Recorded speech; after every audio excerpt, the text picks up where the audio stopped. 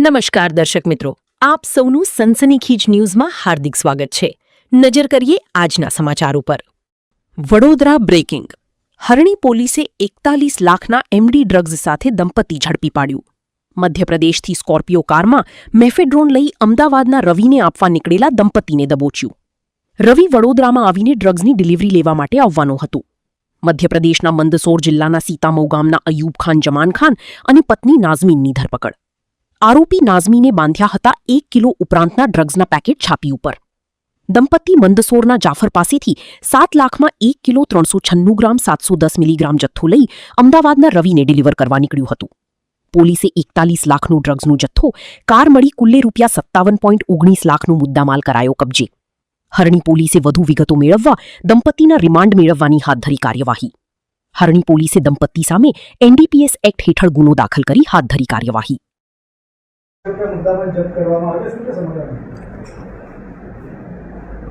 ગઈકાલે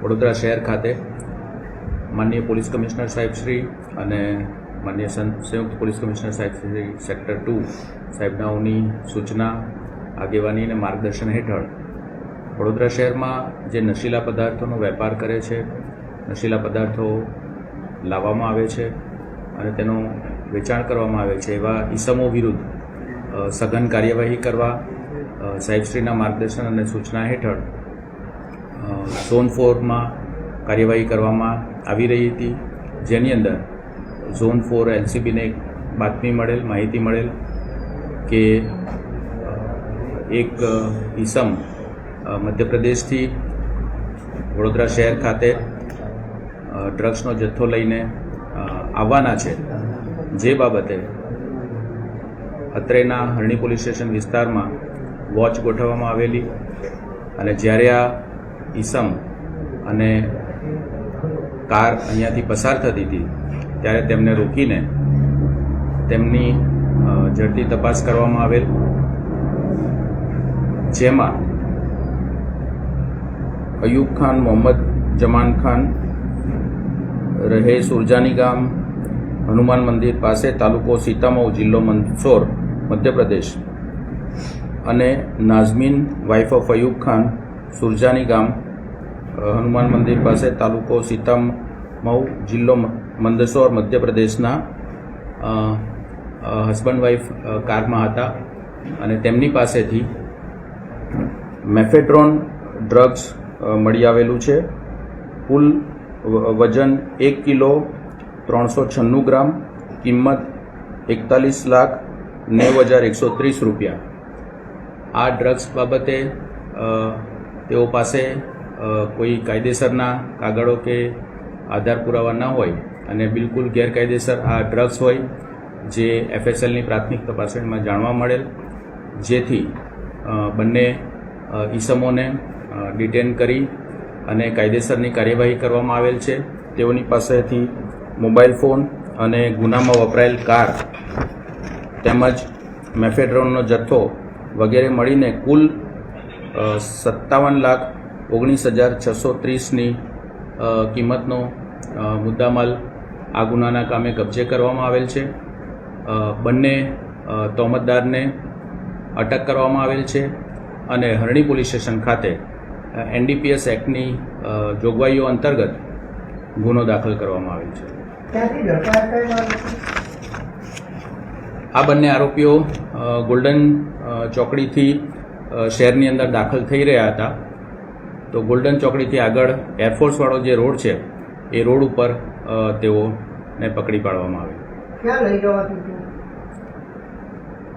અત્યાર સુધીની અમારી જે પૂછતાછ છે તેમાં રવિ નામના કોઈ ઈસમ આ ડ્રગનો જથ્થો લેવા માટે આવનાર હતા એટલી બાબત ખુલેલી છે અને ફર્ધર એનું ઇન્વેસ્ટિગેશન અત્યારે ચાલુ છે.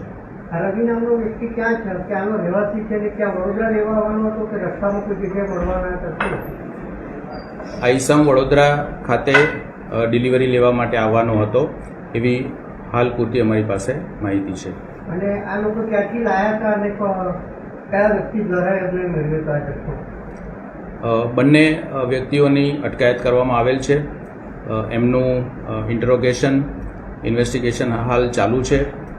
પ્રાઇમા ફેસી અમારી પાસે જે માહિતી છે તેમાં તેઓ મધ્યપ્રદેશ ખાતેથી જ આ નશાકારક પદાર્થનો જથ્થો લાવેલા છે, પણ સ્પેસિફિક ક્યાંથી લાવ્યા, કયા સ્થળેથી લાવ્યા અને કયા વ્યક્તિ પાસેથી લાવ્યા તેનું ડિટેલ માહિતી અને ઇન્વેસ્ટિગેશન હાલ અમારું ચાલુ છે.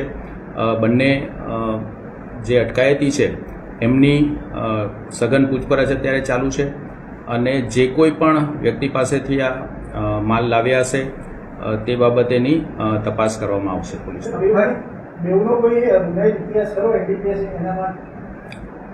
અત્યારે અમારી પાસે જે ઇન્ફોર્મેશન છે તેમાં અગાઉ કોઈ ગુનાહિત ઇતિહાસ અમારા ધ્યાન પર આવેલ નથી. આ ફર્સ્ટ ટાઈમ જ વડોદરા તરફ આવ્યા કે અગાઉ કોઈ સ્ટેટમાં એમને પહોંચવું કર્યું છે? એ તમામ બાબતોની હાલ બંને આરોપીને ધરપકડ કરી છે અને એનું ઇન્વેસ્ટિગેશન હાલ ચાલુ છે. રવિને મળવા આવેલા હતા એટલે તેમાંથી ફલિત થઈ શકે કે સિન્ડિકેટ છે આપણું? બની શકે, કારણ કે આટલી મોટી અમાઉન્ટ અને આટલો મોટો જથ્થો છે, કમર્શિયલ ક્વોન્ટિટીનો જથ્થો છે, એટલે એમાં એક કરતાં વધારે આરોપી ચોક્કસ રીતે સંકળાયેલા હશે.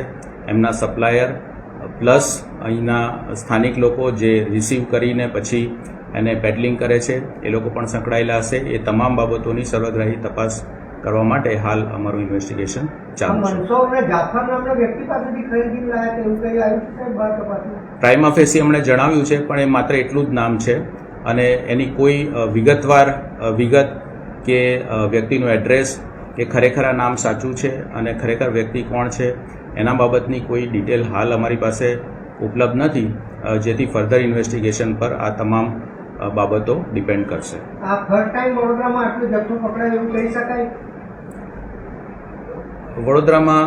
વડોદરા શહેર પોલીસ દ્વારા NDPS ના એક્ટ હેઠળની કાર્યવાહી અને નશાનો જે વેપાર કરે છે લોકો, એમાં એ લોકોને પકડી પાડવા માટે, એમના વિરુદ્ધ સખત કાર્યવાહી કરવા માટે સરકારશ્રીની પણ ઝીરો ટોલરન્સની નીતિ છે અને વડોદરા શહેર પોલીસ દ્વારા પણ એ દિશામાં સતત અને સખત કામગીરી કરવામાં આવી રહી છે. અગાઉ પણ જે કોઈ પણ આ રીતનું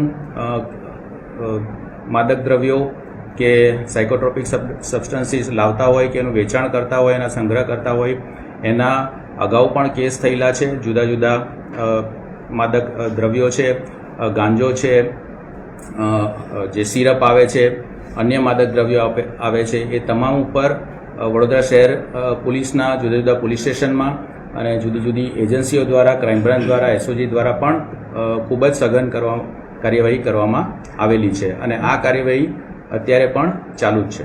રિમાન્ડની કાર્યવાહી માટે આગળ શું કરશે? નામદાર કોર્ટમાં બંને આરોપીના ફર્ધર રિમાન્ડ માટે અમારી પ્રોસિજર ચાલુ છે અને જે કોઈ પણ આગળ અમારું ઇન્વેસ્ટિગેશન છે એમાં જે કંઈ પણ બાબતો ખુલશે એ આપને અમે જણાવીશું. એવું અત્યાર સુધી અમારા તપાસમાં આવેલું નથી.